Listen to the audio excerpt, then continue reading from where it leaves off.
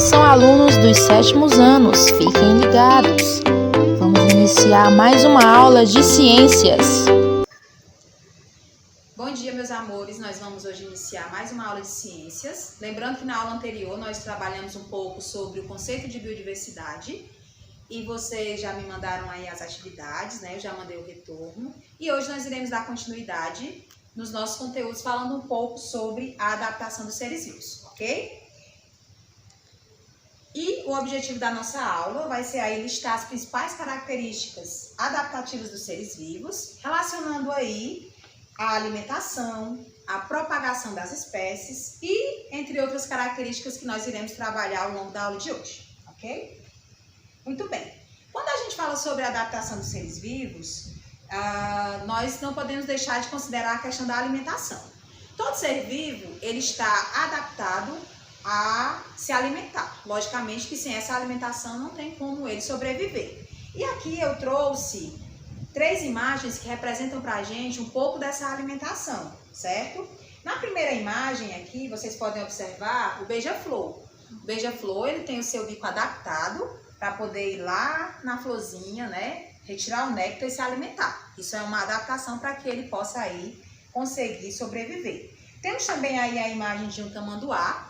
Vocês sabem que o tamanduá tem aí a língua pegajosa para que ele consiga, né, capturar aí pequenos animais, né, pequenos insetos inclusive, e assim ele pode se alimentar. Temos também um outro exemplo, né, que eu coloquei aqui também junto, que é o exemplo da camuflagem. Vocês podem perceber aí que esse inseto ele está bem parecido com a folha verde, que é justamente uma estratégia de adaptação para que assim ele possa sobreviver, ok?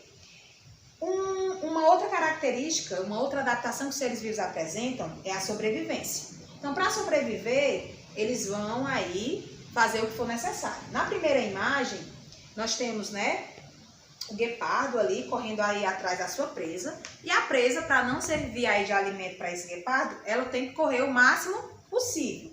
Na segunda imagem, nós temos aí também o leão lutando aí com uma zebra, né? A zebra tentando aí fugir desse leão. E na terceira imagem nós temos aí uma roseira.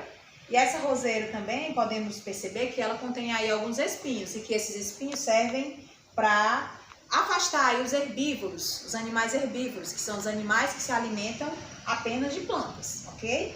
E se essa roseira não tivesse esses espinhos, com certeza ela seria consumida bem mais rápido aí pelos animais herbívoros. Continuando aqui ainda, nós vamos falar um pouco sobre a propagação da espécie. O que é uma propagação? Propagação é quando essa espécie ela tende a aumentar a quantidade de espécies, certo? E quem é que vai fazer essa propagação das espécies? É os animais, ok? Então os animais é que são responsáveis aí por propagar as espécies.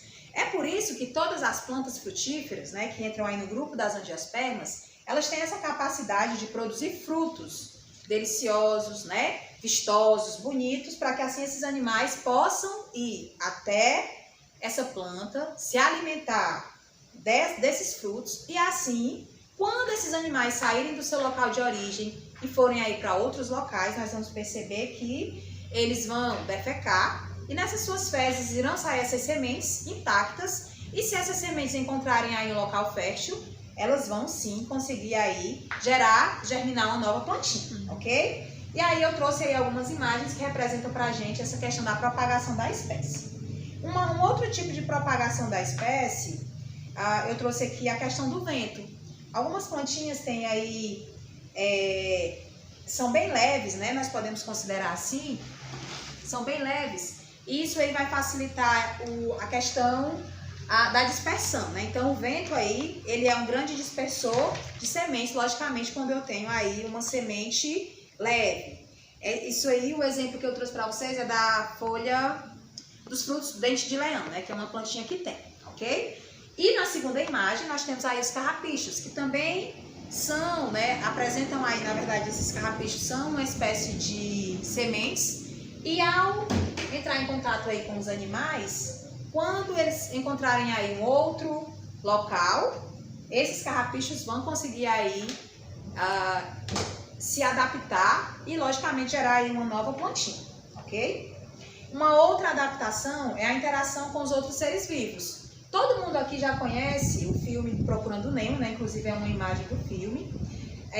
Nós podemos observar aqui que o Nemo, né, que é o peixe palhaço, ele tem no seu corpo, né, estruturas que o protegem da anêmona. A anêmona do mar, muitos dos outros animais, ao entrar em contato com essa anêmona, eles vão sofrer queimaduras e o Nemo não. Então, ao mesmo tempo que o Nemo se protege dentro dessa anêmona, ele vai trazer alimentos, e esses restos de alimentos vão servir de alimento também para essa anêmona do mar. Dando aí continuidade, nós vamos falar agora sobre o fluxo de energia nos ecossistemas. Esse fluxo de energia, ele vai se dar principalmente, né, através aí das cadeias e teias alimentares, ok? Nós temos aí como exemplo o Sol, que é aí a nossa fonte de energia principal, né? E esse fluxo de energia, ele tende a aumentar. Quem desses seres aqui vão conseguir a maior quantidade de energia? Nós podemos observar que a maior quantidade de energia vai estar bem aqui, ó, no produtor.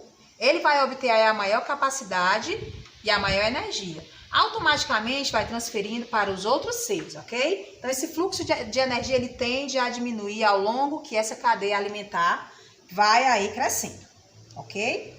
E o fluxo da matéria, pessoal, está relacionado à questão da análise mesmo. Por exemplo, você pega um produtor, que nós já estudamos nas aulas anteriores, né? Quem é o produtor? São as plantas, né? Essas plantas, elas vão produzir o alimento, ou elas próprias podem servir de alimento.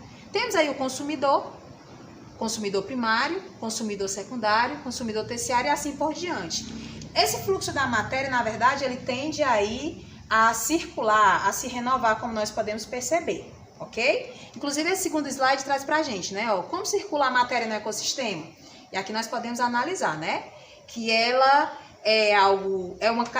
em forma de cadeia cíclica, né? Essa matéria, ela transfere-se ciclicamente, ou seja, ó, é um ciclo, é algo fechado, onde nós vamos ter todos os participantes dessa cadeia transferindo aí aquilo que não serve mais para os seres decompositores, que são fungos e bactérias, certo? E ao final, esses fungos e bactérias vão reciclar essa matéria e vai, de novo, devolver para a natureza. Devolve para onde? Para o solo. E esse solo vai estar presente quem? As plantas, para que assim possa começar tudo de novo. Então, esse fluxo de energia, ele tem aí essa grande capacidade. E por último, para a gente encerrar a questão dos conteúdos, nós temos as pirâmides de biomassa, onde nós vamos ter aí as plantas, né, como sendo o produtor, e essa pirâmide nós podemos perceber que ela vai diminuindo, certo? As plantas vão servir de alimento para os bezerros, e um bezerro vai servir de alimento para um adolescente. Aproximadamente vai servir aí o que desse bezerro? Apenas 47 quilos, né? E ao longo dessa pirâmide, nós podemos perceber que acontece uma diminuição, ok? E nessa segunda imagem, né, nós podemos perceber da mesma forma, ó. Nós podemos ter aqui 100 plantas, onde está a barrinha maior, que é o produtor. Vai servir de alimento para 20 aves, certo? E assim, aliás, as plantas vão servir de alimento para os gafanhotos, 300 gafanhotos, e esses 300 gafanhotos vão servir de alimento para apenas 20 aves. E assim, essa pirâmide de biomassa, ela tende a diminuir. Existem outros tipos de pirâmides, mas a gente só vai trabalhar essa aqui hoje, tá bom? A atividadezinha de vocês, que a tia quer que vocês façam, é a seguinte. Com base nos conteúdos estudados hoje, vocês vão escolher aí 2 seres vivos. Pode ser um animal e pode ser uma planta, ou 2 animais, que vivem aí em nosso bioma Caatinga, né? Eu não falei sobre bioma hoje, mas vocês devem saber que todo o Nordeste do nosso Brasil, ele pertence ao bioma Caatinga, que também é conhecido como Mata Branca. E eu quero que vocês escolham esses 2 animais, seja ele, ou também vocês podem escolher uma planta e um animal característico da Caatinga e liste aí as principais adaptações. Vocês vão dizer aí qual adaptação ele apresenta em relação à alimentação, qual adaptação eles vão ter em relação à sobrevivência, como é que eles fazem aí para se alimentar, certo? E levando em consideração todos os conceitos que nós estudamos na aula de hoje, ok? Vocês podem fazer a atividade de forma escrita Vocês podem fazer o vídeo, vocês podem fazer um áudio, né? Falar em um áudio e enviar para mim. E assim eu estarei acrescentando a nota de vocês na nossa aulinha de hoje de ciências, ok? Então tenham uma boa aula. Qualquer dúvida, qualquer questionamento, vocês mandem para mim, tá? As turmas do 7º A, B e C. E a turma do 7º ano D, envie para a professora Tainá, ok? Tenham um bom dia.